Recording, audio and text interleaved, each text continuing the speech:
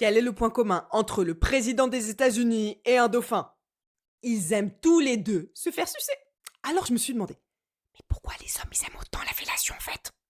Bienvenue à Qui veut gagner des fellations. Petit moment quiz. Quand tu penses qu'un homme adore se faire sucer, c'est pour quelle raison? Réponse A, pour le plaisir très mécanique qu'il ressent. Réponse B, parce qu'il adore être validé en voyant quelqu'un entre ses jambes.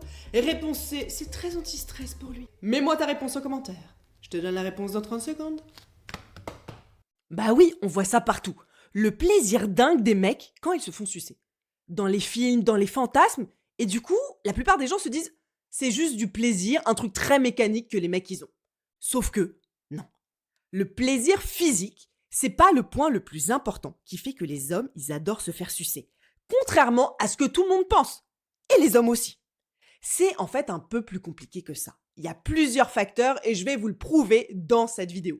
Donc non, les hommes ne sont pas juste des bites sur pattes. Déjà, vous pensez que ça donne quel sentiment? De voir quelqu'un comme ça, entre vos jambes, entre vos cuisses, qui va vous prendre dans sa bouche. Un sentiment de pouvoir. De pouvoir symbolique. C'est pas juste ma banane est née dans ta bouche là, le truc très mécanique. C'est je me sens désiré, je me sens important, je suis choisi, je compte en fait. Donc pour beaucoup d'hommes, se faire sucer, ça peut être perçu comme une preuve de statut social et même de ce qu'on appelle un statut érotique. Et là, vous voyez, c'est pas l'acte qui compte, c'est le message. Et un message qui est culturel, qu'on a appris aux hommes et qu'on a appris aux femmes. Et c'est ça le premier point qui explique que les hommes, ils aiment autant se faire sucer. La culture. On n'aime pas juste un acte, on aime ce que ça raconte autour. Et moi, je suis très, très, très fan de sucer. J'adore sucer un mec. Et c'est ça qui me plaît aussi, au-delà de l'acte. C'est l'histoire qu'on peut raconter avec ce petit geste. Parce que la sexualité, c'est pas seulement un truc du corps. C'est un langage, un script, et même des scripts au pluriel. Des scripts qu'on apprend, et donc c'est vraiment lié à la culture. Le deuxième truc culturel qui rend le truc de se faire sucer aussi excitant pour un homme, c'est le tabou, le côté transgression. On met un organe dans la bouche. C'est pas anodin du tout. On est dans un acte totalement en plus de plaisir, très très loin de toute reproduction possible. Et en fait, quelque part, on n'est pas censé faire comme ça. On voit pas ça en cours à l'école. Donc se faire sucer, c'est pas juste un geste. Et surtout pendant des siècles, c'était classé dans la catégorie interdit, sale, péché, voire crime. Et c'est exactement ça qui peut la rendre très très excitante. Même si on est né dans un monde aujourd'hui, on le voit partout.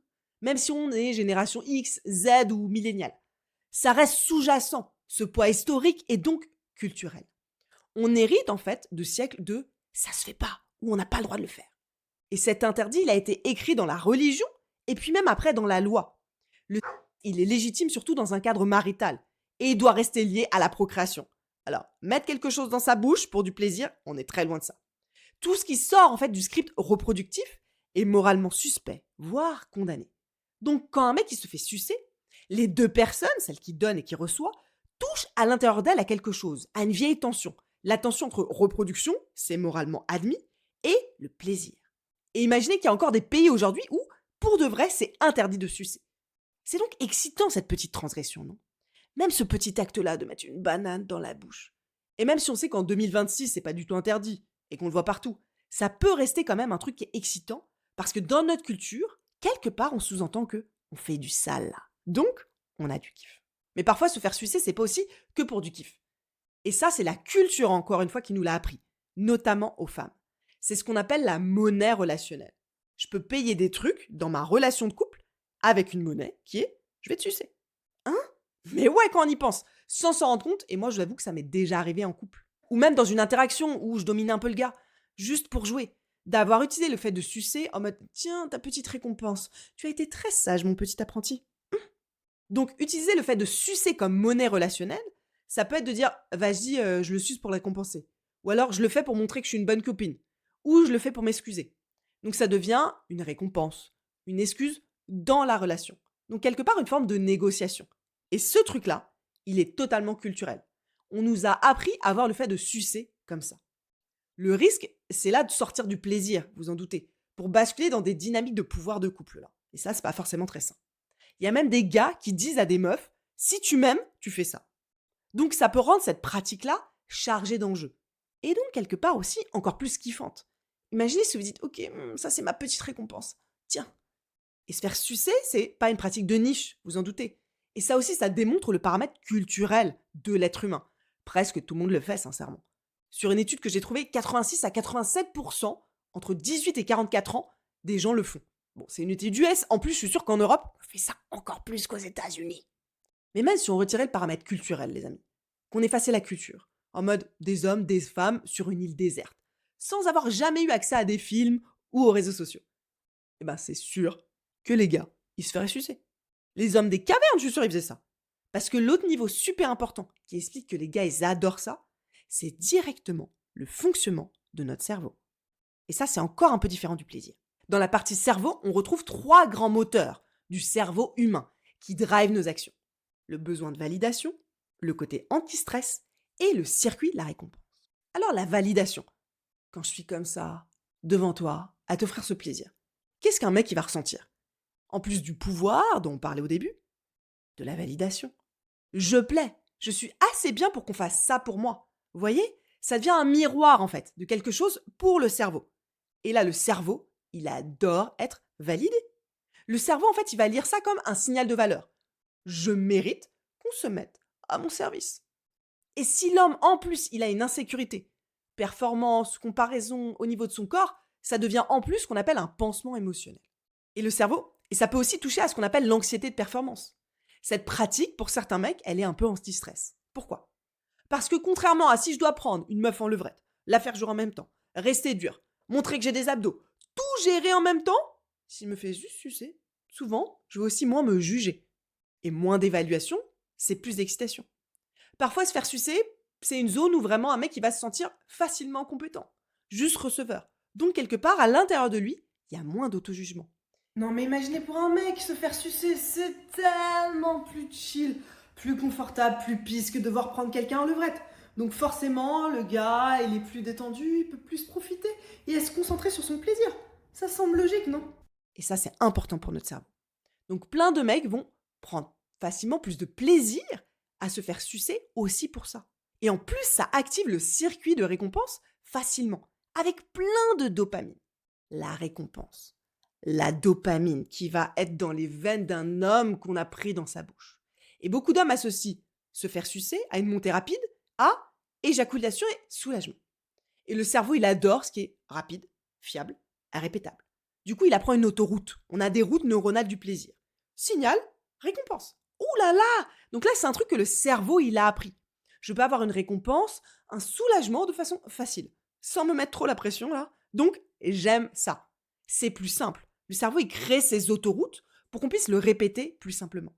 Un peu comme tu peux avoir l'habitude de manger un petit carré de chocolat, tu vois, en secret dans la cuisine. C'est simple, rapide, mais super efficace. Le 3e niveau, c'est le corps. Le plaisir dont on parle et auquel tout le monde pense. Mais c'est pas exactement comme tu crois. C'est pas juste un plaisir très mécanique, là.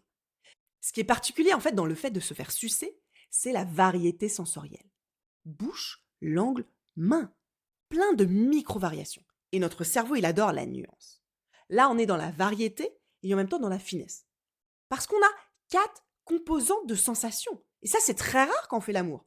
La langue, les lèvres, les mains, la respiration et la chaleur. Je sais pas si tu t'en rends compte, mais c'est beaucoup plus fin et varié qu'une pénétration dans un autre orifice. La langue, déjà. La langue, elle a une texture très spécifique et beaucoup de précision.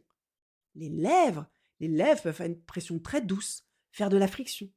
Les mains peuvent mettre un rythme, mettre de la sécurité et doser aussi. Ensuite, la respiration, la chaleur, tout ça, ça crée aussi de l'intensité. C'est aussi au niveau du corps, quelque chose où on va pouvoir avoir plus de contrôle. Et donc, notamment pour les hommes, pouvoir mieux contrôler. Et ça, pour un homme, c'est quelque chose qui est rassurant, qui est sécurisant. C'est plus facile de lire les signaux, de ralentir, de reprendre. Et si le corps il se détend plus, c'est plus la kiffance.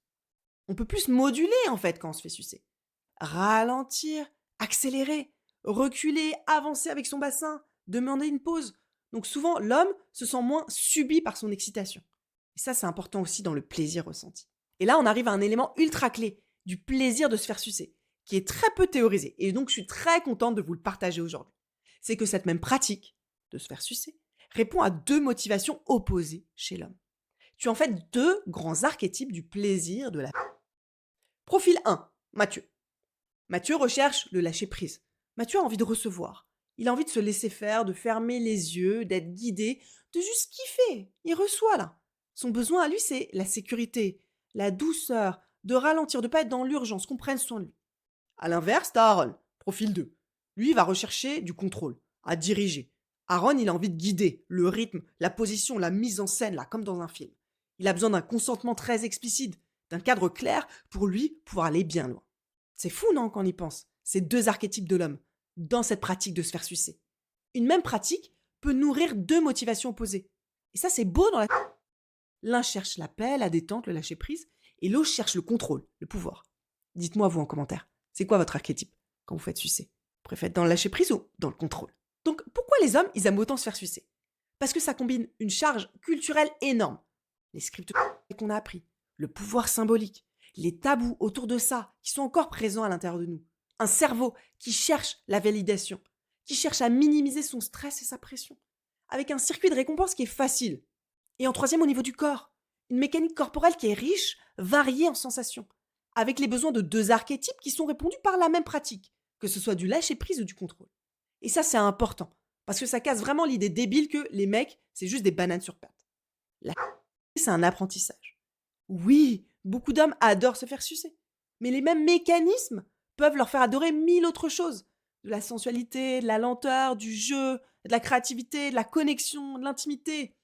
Et si on apprend ce qui se passe dans la culture, dans le cerveau, dans le corps, on reprend les commandes. Et pour les membres Patreon, on va maintenant reprendre les commandes de chaque composante. Culture, cerveau et corps. Et voir en détail comment en pratique, vous pouvez les utiliser pour avoir encore plus de plaisir quand vous faites sucer. Que vous vouliez donner plus de plaisir en suçant quelqu'un, ou vous en tant que mec, que vous ayez envie d'en prendre plus. Le lien il est en commentaire si vous voulez devenir membre. Il y a un essai gratuit de 7 jours.